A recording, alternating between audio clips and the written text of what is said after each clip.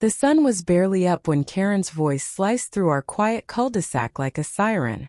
"You don't belong here," she shrieked, her phone already pressed to her ear, dialing 911.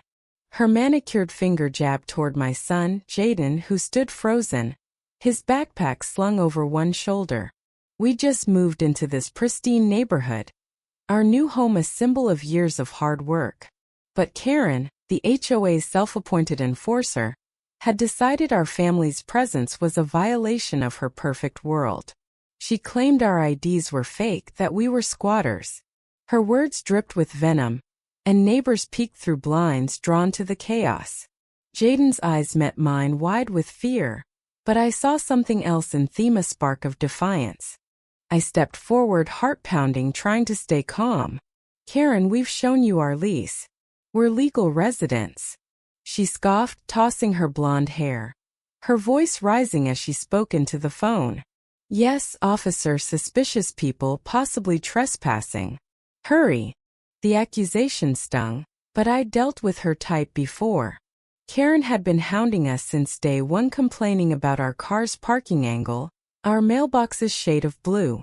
This was her power play, her chance to humiliate us publicly. But she didn't know Jaden had been recording her tirades for weeks. Every snide comment, every veiled threat, captured on his phone's voice memo app. He'd started it after her first visit, when she'd sneered at our kind not fitting in.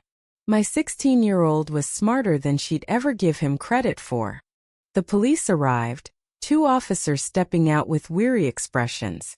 Karen's demeanor shifted instantly, tears welling, her voice quivering as she played the victim. "They threatened me. I'm just protecting our community," she wailed. The officers turned to us, asking for ID. I handed over our documents, my hand steady despite the rage boiling inside.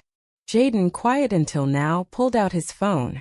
"You should hear this," he said, his voice firm. He played the recordings. Karen's voice, sharp and cruel, demanding we go back where we came from, mocking our heritage, even threatening to have our car towed for no reason. The officers' faces hardened. Karen's jaw dropped, her eyes darting as she realized her words were now evidence. A neighbor, Mrs. Carter, stepped forward, her silver hair glinting in the morning light. "I've seen her harass them too," she said, her voice steady. "She's been targeting their family since they arrived." The twist hit Karen like a freight train. She hadn't noticed Mrs. Carter watching from her porch all along. The confrontation escalated as Karen's facade crumbled. She lunged toward Jaden, screaming, "That's illegal. You can't record me." An officer stepped between them, warning her to back off. Her lies unraveled faster than she could spin them. The recordings weren't just damning, they were proof of harassment, of discriminatory behavior that violated HOA bylaws and local laws. The officers questioned her, their tone no longer polite. Karen's voice grew shrill, her excuses flimsier with every word. "I was just doing my job," she cried, but the neighbors, now gathered in a small crowd, weren't buying it. Mrs. Carter spoke again, revealing she'd filed complaints about Karen's overreach for months. The HOA president, a quiet man who'd stayed silent too long, emerged from the crowd, his face grim. "Karen, you're done," he said. "This isn't what our community stands for." Karen's downfall was swift. The police charged her with filing a false report and harassment, her name now tied to a public record that would follow her. The HOA stripped her of her position, and whispers spread that she'd be moving out, unable to face the neighbors she'd alienated. As she stormed back to her house, her perfect image shattered, I hugged Jaden tightly. His courage, his quiet strength had turned the tables. We weren't just victims. We were fighters who'd exposed a bully. The neighborhood felt different after that. Neighbors stopped by with apologies, offers to help us settle in. Mrs. Carter brought homemade cookies, her eyes twinkling as she praised Jaden's quick thinking. Our new home finally felt like ours, a place where we could belong.